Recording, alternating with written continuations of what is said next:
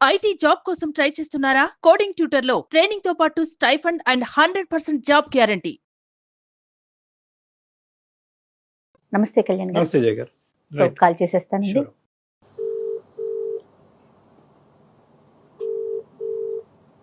Hello. Janhvi అండి, అవునండి, మీరెవరు? నేను సుమన్ టీవీ అందమైన జీవితం ప్రోగ్రామ్ నుంచి కాల్ చేస్తున్నాను. జయా గారు. ఎస్ డాక్టర్ కళ్యాణ్ చక్రవర్తి గారు ఉన్నారు, ఒక్కసారి మాట్లాడండి.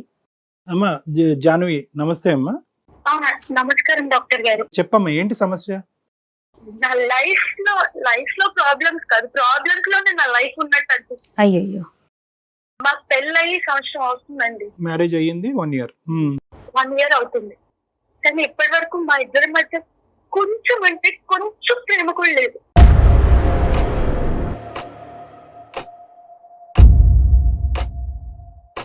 అరేంజ్డ్ మ్యారేజ్ అమ్మా?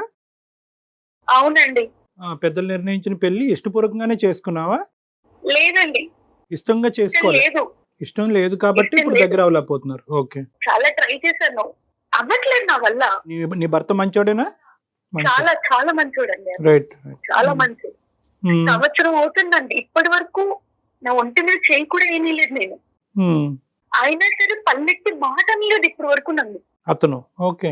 అతను ఒక్క మాట అంటే ఒక్క మాట కూడా అనలేదు. నాకు కావాల్సినవన్నీ తెచ్చి పెడతాడు, అన్ని చూసుకుంటాడు. ఎందుకు అని అడుగుంటాడేమో. కనీసం అంటే ఎందుకు అన్నా నీకంత ఫ్రీగా మాట్లాడలేకపోయాను.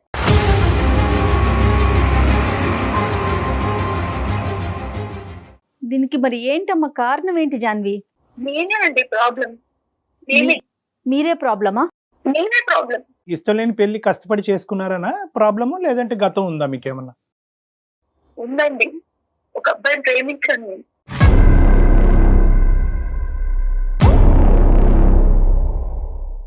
ఏదో ఊరికి ప్రేమించింది కాదు, నిజంగానే నా మనస్ఫూర్తిగా నా జీవితం మొత్తం తనతోనే అన్నట్టు ప్రేమించాను. అలాంటిది ఇంకెవరో సడన్ గా వచ్చేసి తనే నీ భర్త అంటే ఎలా ప్రేమించగలుగుతాను?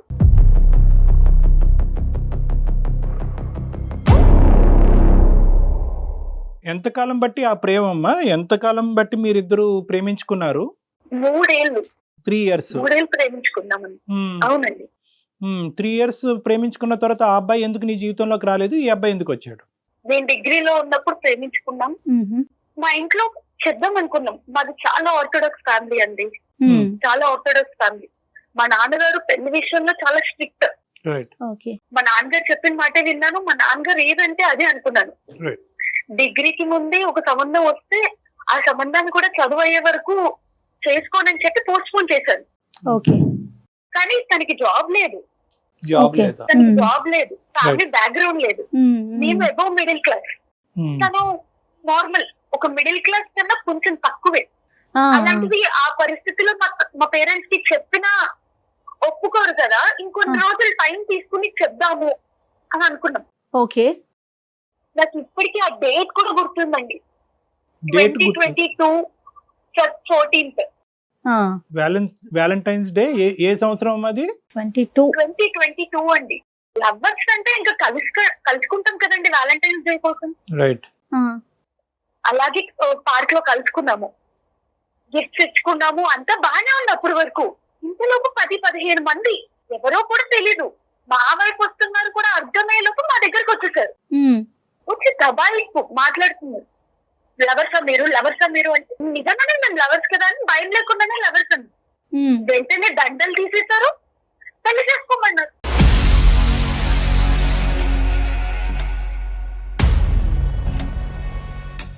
మేము చెప్పే మాట కూడా వాళ్ళు వినలేదు. ఓకే. వెంటనే తాళి తీసి చేతిలో పెట్టేసి తాళి కట్టన్నారు.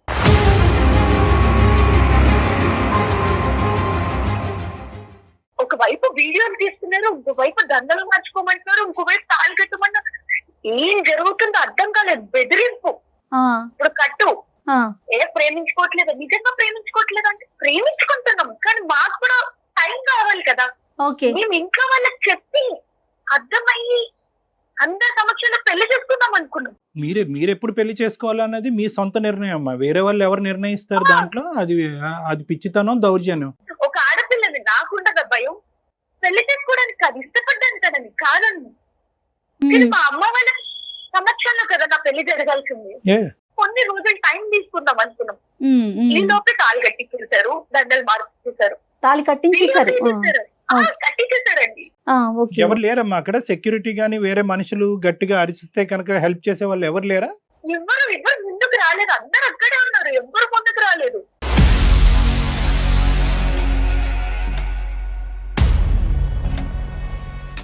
మీ ఇద్దరితోనే ఇలా చేశారమ్మా? చాలా మందికి అలా చేశారు ఆ పార్క్ లో? పార్క్ లో ఇంకా చాలా మందికి చేశారండి. చేశారు. ఓకే, అదేదైనా ఒక స్పెసిఫిక్ గ్రూప్ ఏమో. అయిపోయింది, వీడియోలు తీశారు. మా పేరెంట్స్ నెంబర్లు తీసుకున్నారు. పేరెంట్స్ నెంబర్స్ తీసుకుని మాట్లాడారు. ఇంకా జరిగిందని మార్చలేం కదా అన్నట్టు, మరి ఇట్లా దండలేసుకుని ఇంటికి వెళ్తే ఎట్లా రియాక్ట్ అవుతారు అని చెప్పేసి దండలు తీసి తాళి లోపల దాచిపెట్టి వెళ్ళానండి ఇంటికి. ఇంటికి వెళ్తే మొత్తం అంతా మామూలుగానే ఉండింది. ఇంట్లో రియాక్షన్ ఏం లేదా? ఏం లేదు. మా అమ్మ కాళ్ళు చేతులు కడుక్కురా, అన్నం పెడతాను అని అంటుంది. మా నాన్న కాలేజ్ ఎలా జరిగిందని అడుగుతున్నాడు. మొత్తం అంతా మామూలుగానే ఉంది. అయితే నీ మీదన్నా కోప్పడాలి, లేదంటే ఎవరమ్మా అంత దౌర్జన్యానికి ఒడిగట్టారని చెప్పి వాళ్ళ మీదన్నా కోప్పడాలి. అవునండి. సడన్ గా 10 రోజుల తర్వాత ఎల్లుండి నీ పెళ్లి అన్నారు.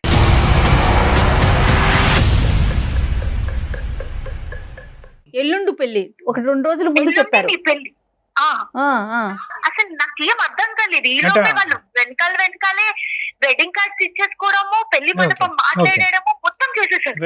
ఏం చేయాలో అర్థం కావట్లేదు. ఇంట్లో చెప్పేద్దాము, సరే ఏది జరిగితే అది జరిగింది, ఇంట్లో చెప్పేద్దాం అనుకునే లోపు మా అమ్మ నా దగ్గరికి వచ్చి మాట్లాడారండి. ఏం ఆలోచిస్తున్నావు అంటే నేను ఏడుస్తున్నాను ఆ టైంలో. ఇంకా ఓదార్చడానికి వస్తున్నారేమో అనుకున్నాను. మా అమ్మ ఏం చేయలేదు. బెల్ల ఉన్న తాళి బయటకు తీసేసింది. అది బయటకి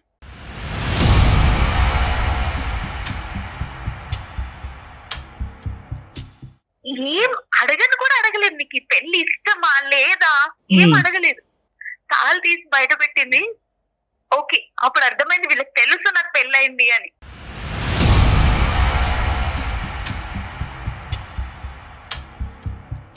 నేను ఏం మాట్లాడే గ్యాప్ కూడా ఇవ్వకుండా శారీ తీసుకుని ఫ్యాన్ కి హ్యాంగ్ చేసుకుందామని ట్రై చేసింది మా అమ్మ.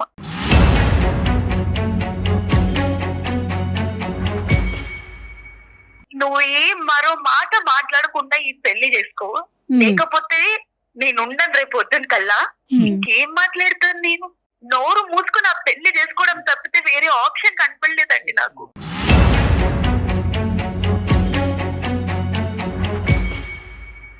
జాన్వి, మరి ఈ విషయం అతనికి కన్వే చేయడానికి నీకు అసలు అవకాశం దొరికిందా? ఆలోచన వచ్చిందా కనీసం అతనికి చెప్పాలి అని? లేదండి, అసలు ఆ టైం కూడా దొరకలేదు నాకు. మీకు అవకాశం ఇవ్వలా? తల్లి చచ్చిపోతానంటే ఇంకా నేను ఏం చేయగలను? మరి ఈ సంవత్సరంలో ఏం చేసావు? అప్పుడైనా అంటే పెళ్లి అయిపోయినాకైనా నువ్వు మాట్లాడావా అతనితో? లేదండి. తల్లి చనిపోతుంది అనేటటువంటి భయంతో నువ్వు పెళ్లి చేసుకున్నావు అనేటటువంటి మాటకి మేము బహుశా ఏకీభవిస్తామమ్మా. ఎందుకంటే ఇంకా ఎవరన్నా చావు అనేటటువంటి థ్రెట్ ఇవ్వగానే చేసుకోక సస్తాం అనేటటువంటి ఉద్దేశం. కానీ నీ మెడలో ఒక తాలిబొట్టు అనేటటువంటిది ఉంది. దాని పవిత్రత, దాని ఇంపార్టెన్స్, నేను తాళి కట్టాను కదా నేను చచ్చిపోతాను అనే మాట ఆ అబ్బాయి అంటే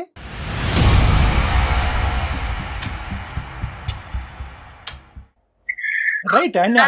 I know this is a very సందిగ్ధ పరిస్థితి. ఐ నో ఇది చాలా కన్ఫ్యూజ్డ్ అండ్ కాన్ఫ్లిక్టింగ్ సిచ్యువేషన్. కానీ ఫోన్ చేయటానికి నాకు వీలు పడలేదు అండి అంటే కనుక కన్ఫెస్కేట్ చేశారమ్మా నీ ఫోన్స్ని? ఒక ఫోన్ సంపాదించి ఆ అబ్బాయికి మినిమం చెప్పడం అనేటటువంటిది నీ బాధ్యత కాదా?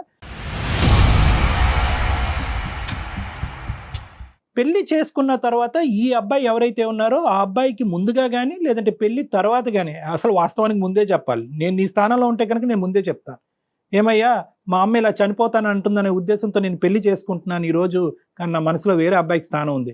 పెళ్ళి అయిన తర్వాత చెప్పావా? పెళ్ళి అయిన తర్వాత ఎంతకాలం చెప్పావు నీ మనసులో వేరే అబ్బాయి ఉన్నాడని? ఈ 3 ప్రశ్నలకి నాకు సమాధానం కావాలమ్మా.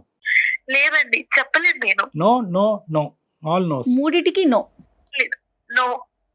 పెళ్లి తర్వాత ఆ పొజిషన్ లో ఉండి మళ్ళీ తినకి కాల్ చేయడం తప్పనిపించింది. చరణ్కి కాల్ చేయటం తప్పనిపించింది. మరి పెళ్ళైన సంవత్సరం దగ్గర నుంచి అతనితో అంటి ముట్టనట్టుగా ఉండటం, అతన్ని ఇబ్బంది పెట్టడం తప్పనిపించట్లేదమ్మా? ఇప్పుడు అమ్మ చనిపోతుంది అనేటటువంటి ఆలోచనతో అమ్మను కాపాడేటటువంటి ప్రయత్నంలో నీ చేసేటటువంటి పనిని ఎన్ని విధాలుగా సమర్థించినా ఈరోజు అందరూ చచ్చిపోయే పరిస్థితికి తీసుకొచ్చావు నువ్వు ఈరోజు. ఇప్పుడు అసలు మాకెందుకు మెయిల్ చేశారు? నేను ఎప్పుడు తనతో మాట్లాడకపోయినా తను ఏం అనేవారు కాదు.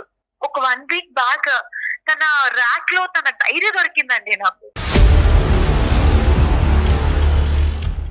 నేనంటే తనకి ఎంత ఇష్టమో రాసుకుని ఉన్నారు.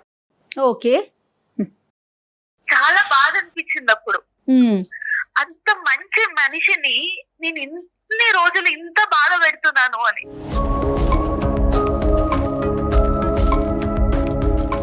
అయితే డైరీలో ఇలా కూడా రాసుకున్నారండి, మేబీ పెళ్లికి ముందు ఎవరినైనా ప్రేమించి ఉంటుందేమో, ఈ కాలంలో అందరు అమ్మాయిలకి ఇలా ఉండిందే కదా. అది కూడా తను క్యాజువల్ గా తీసుకున్నాడు. అవునండి, కొన్ని రోజులకి మారుతుందేమో, ఎప్పటికైనా తనతో ప్రేమగా మాట్లాడతానేమో అనే ఆశతో ఉన్నారని అర్థమైంది నాకు.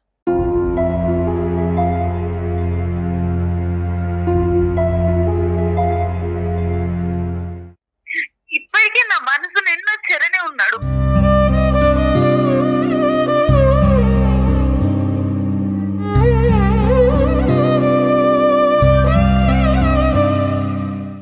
నువ్వు ఒక విధమైనటువంటి సందిగ్ధ పరిస్థితిలో ఉన్నావు. You don't have answers to many people. ఈ అబ్బాయి డైరీ చూసేంత వరకు ఈ అబ్బాయి ఏమనుకుంటున్నాడో నీకు తెలియదు, మంచోడు అని తప్ప ఈ అబ్బాయికి కూడా నీకు ఆల్రెడీ నీకు మనసులో వేరే అబ్బాయి ఉన్నాడు అనేటటువంటి ఆలోచన, నువ్వంటే ఈ స్థాయి ప్రేమ ఉందనో తెలియదు. ఇంకా పెద్ద డైలమా సిచ్యువేషన్ ఏంటంటే కనుక, సంవత్సరం అయింది ఇప్పుడు వరకు నువ్వు చరణ్తో మాట్లాడవు. అసలు ఉన్నాడా? అసలు చరణ్ ఉన్నాడా? ఏ పరిస్థితిలో ఉన్నాడు? పెళ్లి చేసుకున్నాడా? పిచ్చోడు అయిపోయాడా? చచ్చిపోయాడా?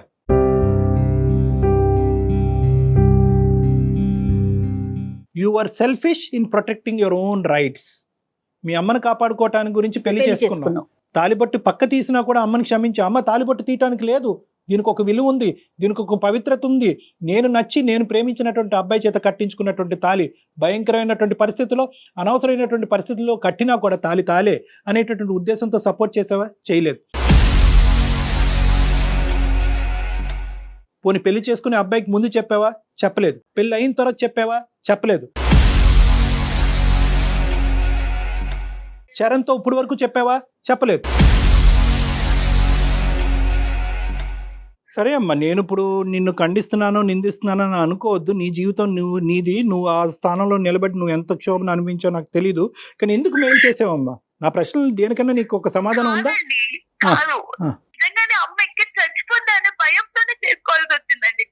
తల్లి, అమ్మ, ప్రేమ కంటే అమ్మ ప్రాణం ముఖ్యం అనిపించింది జానవి బంగారం. At the end of the day నీ ప్రేమని ఎక్కడ వ్యక్తపరిచావు? నీ ప్రేమలో ఉన్న స్ట్రెంగ్త్ మీ తల్లికి ఎక్కడ చెప్పావు? నువ్వు చచ్చిపోవటం ఏంటమ్మా? నేను ప్రేమించినటువంటి వాడిని చేసుకోకపోతే నేను సమాధి అయిపోతానమ్మా, ఇద్దరు కలిపి చనిపోదామా? చచ్చిపోవటమేనా దీనికి మార్గం? నేను ఈ అబ్బాయిని ఇందుకు నమ్మా, ఈ అబ్బాయిని ఇంతకు ప్రేమించా, జీవితంలో ఒకే మనిషి కావాలి అనుకున్నాను, కానీ వాడు సెటిల్ అయ్యాక మీరు యాక్సెప్ట్ చేస్తారనే ఉద్దేశంతో వెయిటింగ్ గేమ్ ఆడారు. మాట్లాడే అవకాశం కూడా ఇవ్వలేదండి. సరే సరే, ఓకే. మాట్లాడే అవకాశం ఇవ్వలేదు.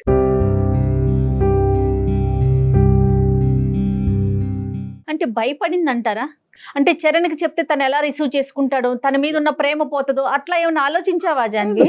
చరణ్కి తెలిస్తే తట్టుకోలేడండి తను. పక్కా చెప్తున్నాను, నేను ఇన్ని రోజులు మాట్లాడకపోయినా తను నా కోసం ఖచ్చితంగా వెయిట్ చేస్తూనే ఉంటాడు. తను ఏమి కాల్ చేయలేదా మీకు? లేదండి, తను కాల్ చేయలేదు. సిమ్ తీసేసాను. నా పెళ్ళైన నెక్స్ట్ డే సిమ్ తీసేసాను. నెంబర్ తీసేసి బ్లాక్ చేసి నెంబర్ ఓకే తీసేసావా? సిమ్ తీసేసాను. చాలా స్టెప్స్ తీసుకున్నావు నువ్వు. ఎనీవే, ఇప్పుడు ఏంటమ్మా? Why did you call us? ఎందుకు మాకు ఈమెయిల్ ఎందుకు పంపించారు మీరు? లేదండి, నా హస్బెండ్ డైరీ చూసాక నాకు గిల్ట్ వచ్చేసింది. Guilt feel. ఇంత మంచి మనిషిని ఒకవైపు నేను బాధపడుతున్నాను, తనని బాధ పెడుతున్నాను. తను చాలా మంచి మనిషి అండి. అంత మంచి మనిషిని అంత బాధ పెడుతున్నానని తట్టుకోలేక దీనికి ఒక ఎండ్ తీసుకురావాలని మీకు మెయిల్ చేశానండి. అంటే సురేష్ తో మాట్లాడి, మీ భర్తతో ఒకసారి మాట్లాడి ఈ అమ్మాయి మనసులో ఈ బాధ ఉంది అని చెప్పమంటావు, అంతేగా? కాదండి, చరణ్ తో మాట్లాడాలని ఉంది నాకు. చరణ్ తో మాట్లాడితే అంటే మీరు ఏం ఎక్స్ప్రెస్ చేయాలనుకుంటున్నారు చరణ్ తో? తనతో కలవాలని ఉందండి, తన దగ్గరికి వెళ్ళిపోవాలని ఉంది.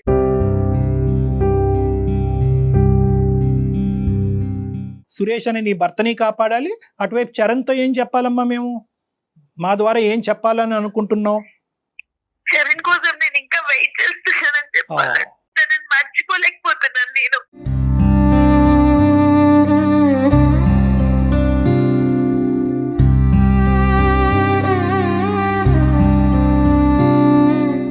మరి ఎట్లాగమ్మా చరణ్ నెంబరు నీకు గుర్తు నెంబర్ గుర్తుందండి, నెంబర్ గుర్తుంది. రైట్, ఒకసారి మరి కాల్ కనెక్ట్ చేస్తావా? తప్పకుండా. అబ్బాయి ఉన్నాడా, ఏం చేస్తున్నాడు, పెళ్లి చేసుకున్నాడా అసలు? The person you are speaking with has put your call on hold. Please stay on the line. ఎవరండి? హలో హలో గాంధీ,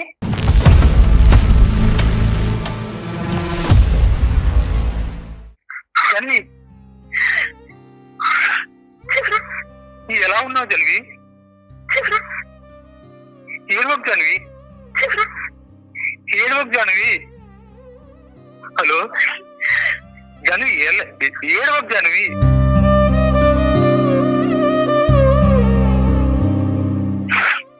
ఎలా ఉన్నావు? ఎలా ఉంటాను, ఎలా ఉంటాను? అసలు ఏమైపోవాలి జాన్వి, ఏమైపోవాలి అసలు? నీకు మ్యారేజ్ అయిందంటగా?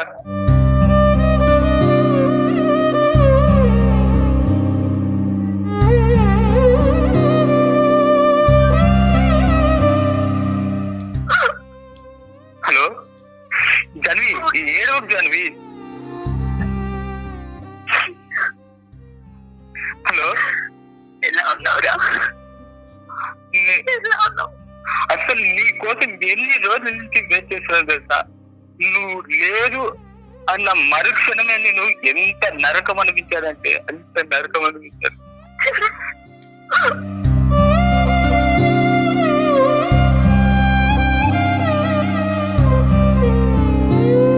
నీ కాల్ వస్తుంది, మాట్లాడదాము అని ఎన్ని రోజులు వెయిట్ చేశానో తెలుసా? అసలు ఒక రకంగా పిచ్చోనైపోయాను, పిచ్చోనైపోయాను. నీకు తెలుసో లేదు, నాకు డ్రింకింగ్ లేదు, డ్రింకింగ్ అలవాటు కూడా లేదు, కానీ దాంతో పాటు ఆ అలవాటు కూడా చేసుకోవాల్సి వచ్చింది తెలుసా? అసలు సంవత్సరం నుంచి నాతో మాట్లాడాలనిపించలేదా నీకు? ఎందుకు అనిపించారు నీకు తెలియదా? అంటే నన్ను మర్చిపోయా, నరకంలో ఉండేది చరణ్ నాకు.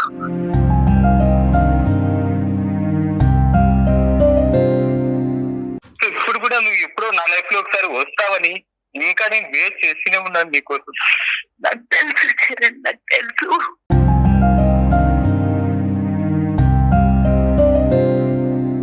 పెళ్ళైపోయిన తర్వాత కూడా నాతో ఒక్క మాట చెప్పాలనిపించలేదా అసలు? నేను ఇంకో పెళ్లి చేసుకున్నానని నీకు ఎలా చెప్పగలను చరణ్? చెప్పలేకపోయాను, నేను అది చెప్పలేకపోయాను.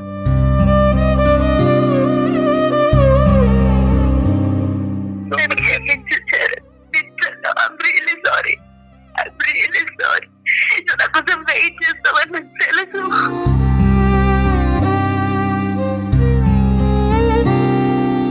నమస్తే చరణ్, అందమైన జీవితం ప్రోగ్రాం నుంచి జాన్వి మీతో మాట్లాడాలి అంటే మీకు కనెక్ట్ చేయించాము. డాక్టర్ కళ్యాణ్ చక్రవర్తి గారు ఉన్నారు. We feel very sorry for you.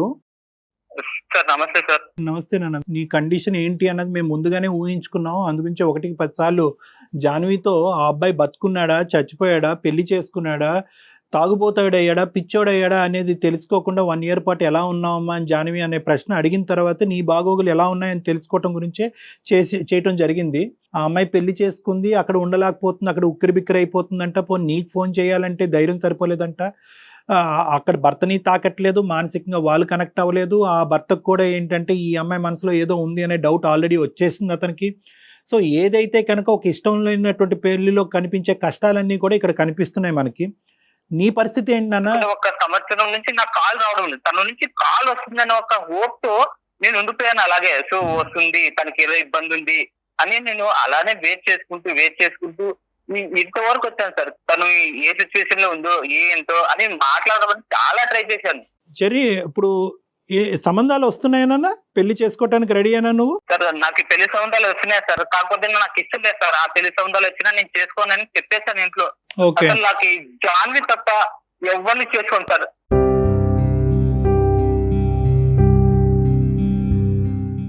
Janhvi ఏంటమ్మా, ఏం చెప్దాం అనుకున్నావు? కాల్ చేయండి సంవత్సరం బట్టి వెయిట్ చేస్తున్నాను అన్నావు కదా. కాలు కలిసింది, మనిషి మాట్లాడాడు, పరిస్థితి అర్థమైంది. ఏంటి నీ ఉద్దేశం? నేను వెళ్ళిపోతానండి చరణ్ దగ్గరికి.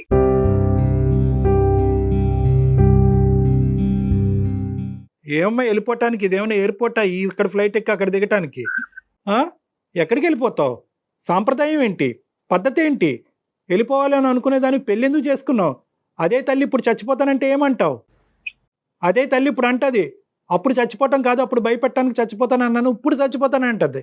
ఒక్కసారి నువ్వు చచ్చిపోతావని బెదిరించి ఆ పెళ్లి చేసింది మా అమ్మ. ఇప్పటి వరకు సంతోషంగా ఉన్నానా? లేదు కదా. నువ్వు లేవు. ఇప్పుడు సురేష్ ఏమంటాడో? ఇప్పుడు నువ్వు బయటకు వచ్చేస్తాను అంటే కనుక ఇదేదో ఎంట్రీ ఎగ్జిట్ ఒకే చాటు ఉన్నట్టుగా మాట్లాడుతున్నావు. ఇందులో సామాజిక పరమైన అంశాలు ఉంటాయి, కుటుంబ పరమైనటువంటి అంశాలు ఉంటాయి, లీగల్ అంశాలు ఉంటాయి, చట్టరీత్యా అంశాలు ఉంటాయి. ఇక్కడ చాలా కీలకమైనటువంటి జంక్చర్లో ఉన్నారు మీరు. మీరు నిజంగా చెప్పాలి అంటే కనుక మీ పిల్లతనం పోలేదు ఇద్దరిలో కూడా. సురేష్కి ఎవరు చెప్తారు, ఏమని చెప్తావు, ఎలా చెప్తావు, ఎలా సురేష్కి అర్థమయ్యేటట్టు చెప్తావు అనేది కూడా ఇక్కడ ఇంపార్టెంట్. నువ్వు చెప్పగలవా, మమ్మల్ని చెప్పమంటావా? నేను చెప్పలేనండి. మా తల్లిదండ్రులకైతే నేను చెప్తాను, మీరు చేసిన పెళ్లితో నేను సంతోషంగా లేను. ఈ వల్ల ఈ సంవత్సరం నేను చాలా బాధపడ్డాను. ఓకే. నేను ఒకరిని ప్రేమిస్తున్నాను, నేను వాడితోనే ఉండాలనుకుంటున్నాను, వాడు నా కోసం పిచ్చోడైపోతున్నాడు. నేను చెప్తాను. మరి సురేష్ కమ్మా? డాక్టర్ గారు, మీ చేతులెత్తి దండం పెడుతున్నాను, నేను మీ దగ్గరికి తీసుకొస్తాను. మీరే చెప్పాలి ప్లీజ్. నీ తల్లిదండ్రులకైతే నేను చెప్పుకుంటానండి. ఇంతకుముందు మనసు విప్పు వాళ్ళకి చెప్పుకోలేను కాబట్టి ఈ రోజు బాధ్యత బరువు నా నెత్తి మీద పడింది కాబట్టి నేను చేసినటువంటి తప్పు నేను సరిదిద్దుకోవాలి కాబట్టి నా తల్లిదండ్రులు నేను చెప్తాను. ఎందుకంటే మీ తల్లిదండ్రులకి నువ్వు చెప్పుకునే ర్యాపో, ఆ ఇండిపెండెన్స్, ఆ ఫ్రీడమ్ నీకు ఉంది కాబట్టి, ఆల్రెడీ ఈ అంశం వాళ్ళకి తెలుసు కాబట్టి నీ జాబ్ చాలా ఈజీ. అన్యం పుణ్యం ఎరగినటువంటి సురేష్ జీవితం నాశనం చేయడానికి మూలకారకులు ఎవరైనా ఉన్నారంటే అది నువ్వే. ఈ మాట అంటానికి నేను అస్సలు సంకోచించను, అస్సలు బాధపడను. ఎందుకు ఆ అబ్బాయి ఏం తప్పు చేశాడని చెప్పి నిన్ను గుడ్డిగా పెళ్లి చేసుకున్నాడు, నువ్వే జీవితం అన్నట్టుగా డైరీలో రాసుకున్నాడు. నువ్వు అతన్ని తాకకపోయినా, మానసికంగా కలగకపోయినా కూడా నిన్ను ప్రేమిస్తూనే ఉంటానని అంటున్నాడు. కానీ నేను ఎంతో ఉన్నా సురేష్ తో అయితే హ్యాపీగా ఉండలేడు. సురేష్ కూడా తనతో ఉంటే హ్యాపీగా ఉండలేవు కాదనట్లేదు. కానీ ఈ రోజు సురేష్ ఉద్దేశం ఏంటి అనేది తెలుసుకోకుండా నేను హ్యాపీగా ఉండలేను కాబట్టి నేను సురేష్ జీవితం నుంచి బయటకు వెళ్ళిపోయి చెర్రీ జీవితంలోకి వెళ్ళిపోతాను, చరణ్ జీవితంలోకి వెళ్ళిపోతానంటే అది కరెక్ట్ గా? సురేష్ కూడా హ్యాపీగా ఉండలేడు అని నువ్వు అంటున్నావు. అది అతని నోటి ద్వారా మేము వినాలి. ఈ విధంగా బయటకు వస్తే కనుక సమాజం ఒక చేతకాని మగాళ్ళ చూస్తుందేమో అతని సమాజానికి కూడా సమాధానం చెప్పుకోవాలి.